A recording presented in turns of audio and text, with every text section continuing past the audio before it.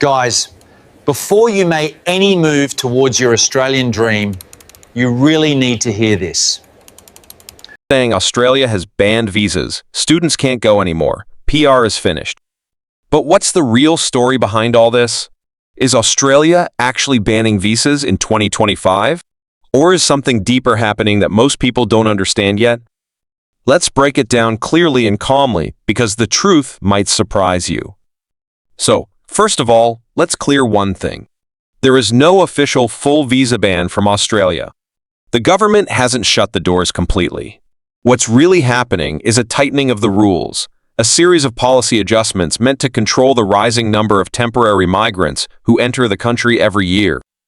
The main goal here is simple. Australia wants to make sure that only genuine, skilled, and deserving applicants come in, not those trying to misuse the system. In simple words, Australia is not saying no. It's saying prove yourself first. The Immigration Department has started to focus more on quality over quantity. Student visa requirements have become much stricter. Applicants now have to show stronger financial evidence, a clear study plan, and a genuine purpose of study. The government has clearly said no more fake entries, no more people entering just to find loopholes and settle permanently later. The genuine temporary entrant requirement, which was previously used to judge student applications, has now been replaced by something called the genuine student test. This change might look small, but it's actually massive. It means the focus has shifted from temporary entry to genuine study intention. The test now looks closely at whether you truly plan to study, how your course aligns with your education and career goals, and whether your background supports your chosen field.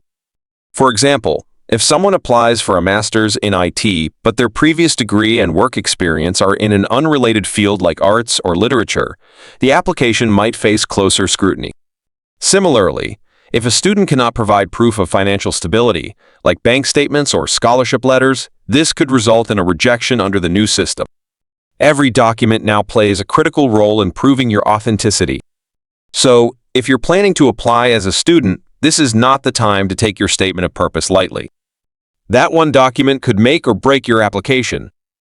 It's your voice in front of the visa officer explaining why your course, your university, and your goals make sense.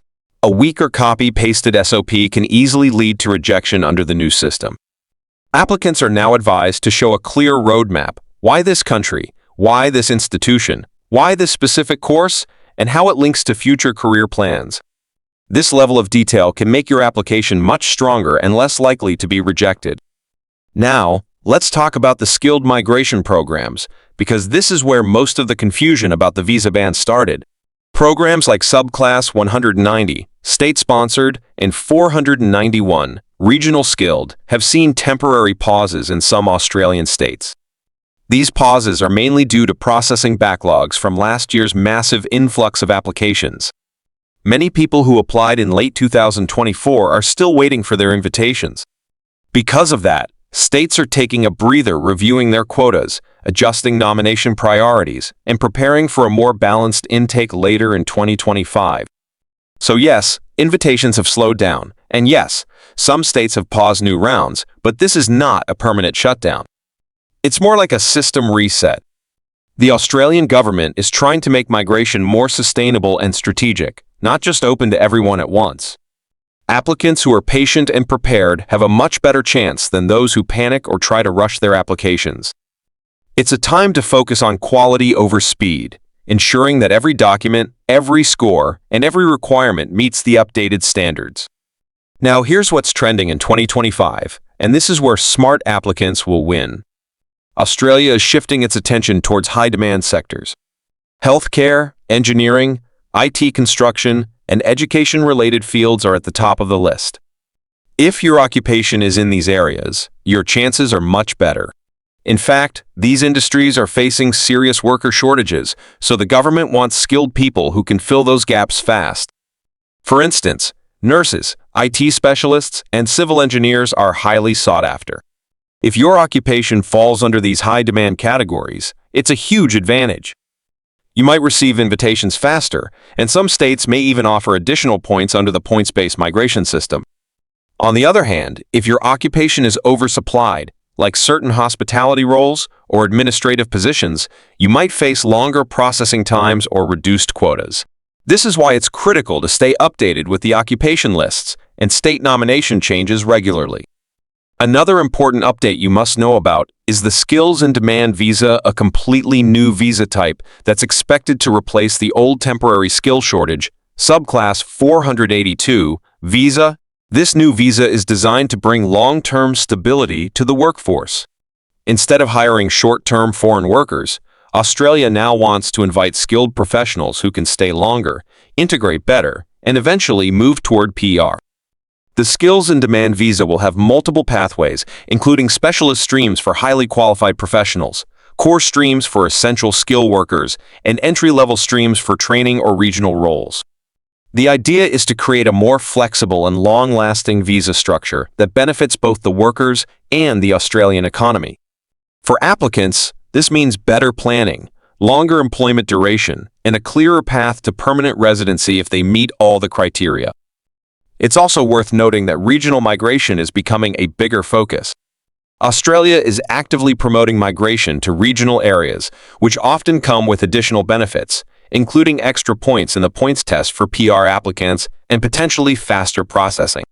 For people willing to work in less urbanized areas, this could be a golden opportunity and one that many applicants overlook because they focus only on major cities like Sydney or Melbourne.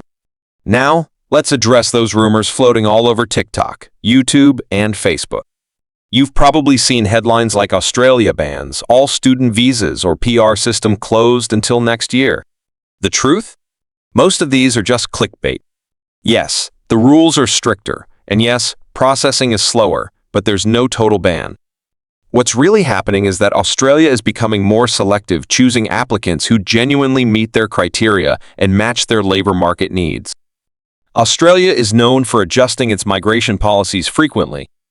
These updates are not meant to scare people away, but to ensure the system remains fair and beneficial for both sides.